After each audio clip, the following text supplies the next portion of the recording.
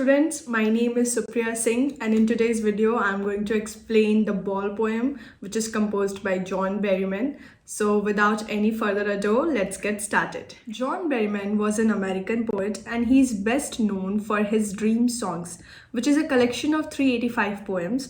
For this work, he won Pulitzer Prize as well. Through this poem, the poet has shown how a person should stand up against the miseries and sorrows of life. इस world में कोई भी ऐसी चीज़ नहीं है जो permanent हो.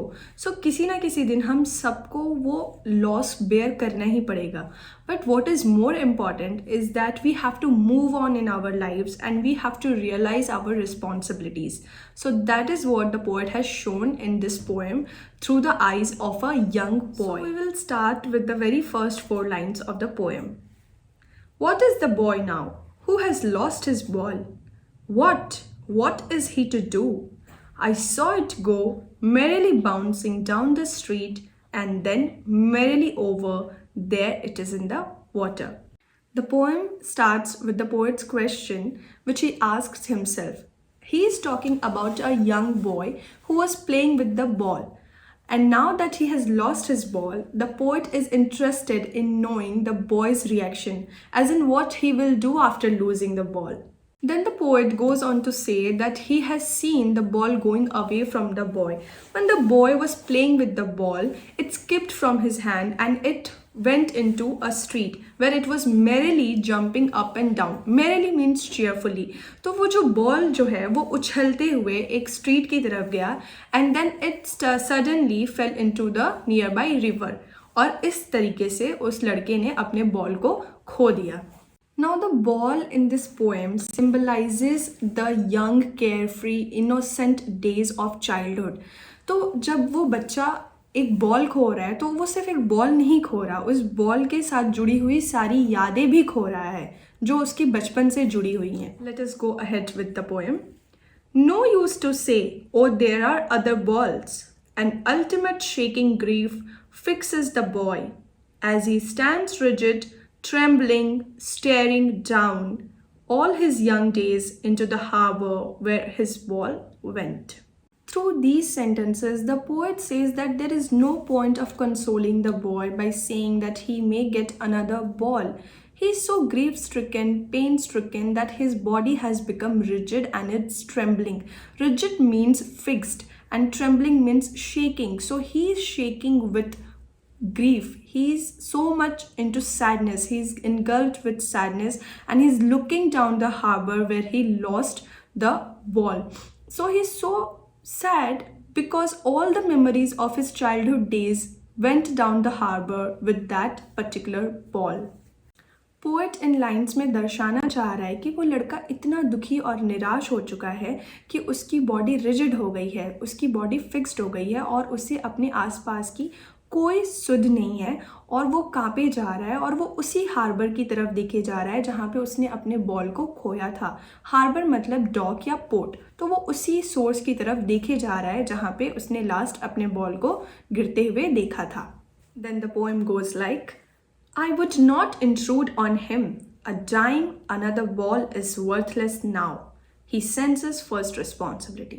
So the poet says that he won't intrude on the grieving boy. Now, intrude in this poem's context means to invade someone's privacy. So the poet says that he won't go and tell the boy to take a dime from him and buy another ball. Now, dime means a 10-cent coin. It's a currency of United States. So he doesn't want to give some amount of money to that boy in order to buy another ball because it seems worthless to that boy. जो भी उसने खोया है उसके सामने कुछ ये रुपये या एक नई बॉल ये कोई भी मायने नहीं रखती है क्योंकि उसने जो खोया है वो उससे बहुत ऊपर है. और पोएट कहता है कि अब वो समय आ गया है जब उस लड़के को उसकी पहली जिम्मेदारी का एहसास होगा. और ये पहली जिम्मेदारी क्या है? ये पहली जिम्मेदारी ये है कि उसे अपनी चीज़ों का ख्याल खुद रखना होगा. He has to realize his responsibility of taking care of his own things. Otherwise, he will keep on losing those things. Let us proceed further. In a world of possessions, people will take balls. Balls will be lost always, little boy. And no one buys a ball back. Money is external. The poet says that this is a world where everybody is running behind acquiring worldly possessions. People will buy balls. Now, buying of balls represent here buying of materialistic things. People buy materialistic things and they attach themselves with those materialistic things, but they forget that with time they are going to end up losing those materialistic things. So, the boy is learning this process of detaching himself with worldly possessions. Money is external. The poet goes on to say that money is external. That means you can buy things with money, but the sense of belongingness that you attach with those things, what about that? That can't be bought with money, right? पैसों से चीज़ें खरीदी जा सकती हैं, but क्या सारी चीज़ें खरीदना पॉसिबल है? नहीं। पैसों से हम सिर्फ मटेरियलिस्टिक थिंग्स खरीद सकते हैं और हम ये भूल जाते हैं कि ये मटेरियलिस्टिक चीज़ें किसी ना किसी दिन हम खो देंगे, और फिर भी ये जानते हुए भी हम अपने आप को उन चीज़ों से इतना अटैच कर लेते हैं, इतनी यादें बना लेते हैं कि जब हम उन चीज़ों को खोते हैं तो वो जो सेंस ऑफ लॉस होता है वो हमारे लिए अनबेरेबल हो जाता है. Let us focus on the remaining lines. He is learning well behind his desperate eyes the epistemology of loss, how to stand up, knowing what every man must one day know, and most know many days, how to stand up. The poet says that the boy is learning well the epistemology of loss. Now, this epistemology comes from the Greek word episteme, which means knowledge. Thus, the poet says that the boy is learning the real truth of life. He is understanding how to cope up with the sense of loss. He is understanding that detachment is the universal truth that one has to understand in his or her course of life and still rise against it. People have to detach themselves with the materialistic things and the worldly relationships that they are in possession of. Detachment is the universal truth that everyone has to learn in his or her course of life, and the boy is also learning this. Poet कह रहे हैं कि ये लड़का जिसने अभी अभी अपने बॉल को खोया है, ये वो सीख रहा है कि इस वर्ल्ड में कोई भी चीज़ परमानेंट नहीं है, चाहे वो वर्ल्डली रिलेशनशिप हो, चाहे वो कोई भी चीज़ हो, उससे डिटैचमेंट सीखना होगा, उसे अपने आप को उस सेंस ऑफ लॉस से ऊपर उठ के देखना होगा.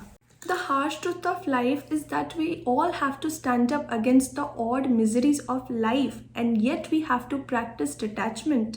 When we are going to leave this world, we all are going to leave the world barehanded.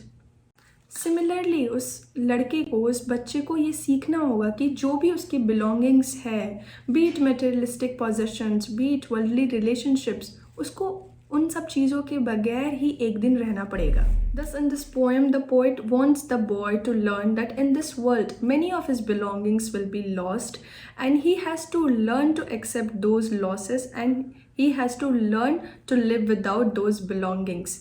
Lost things never come back, and the earlier people realize it, the stronger they become to live their life. इस poem में poet ने किसी भी particular rhyme scheme को follow नहीं किया है. That means there is no rhyme scheme in this poem. Now let us find out the literary devices used in the poem. In the first 4 lines anaphora has been used. पहली 2 लाइनें what से शुरू होती हैं और तीसरी और चौथी लाइन मेरेली से शुरू होती है. In the very first line and in the 15th line of the poem, assonance has been used. Assonance का मतलब जब कोई vowel sound बहुत prominent होता है उस particular sentence में.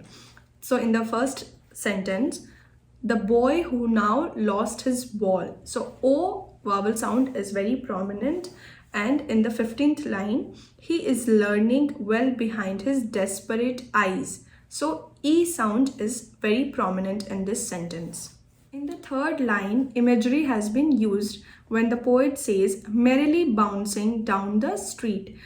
तो एक फिगरेटिव लैंग्वेज का यूज़ हुआ है. जब हम इसे पढ़ते हैं तो हमारे दिमाग में अल्टीमेटली एक बॉल जो उछल रही है स्ट्रीट में, उसका इमेज हमारे दिमाग में छप जाता है. Then there is repetition in the first 2 lines. What word has been repeated quite several times in order to emphasize that the poet wanted to know what must be the boy feeling after he lost his ball.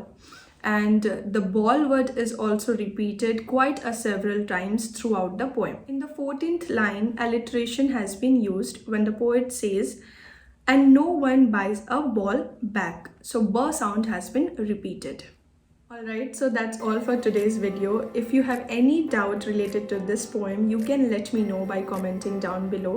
And if you found this video helpful, give it a thumbs up and share it with your friends. Till then, take care.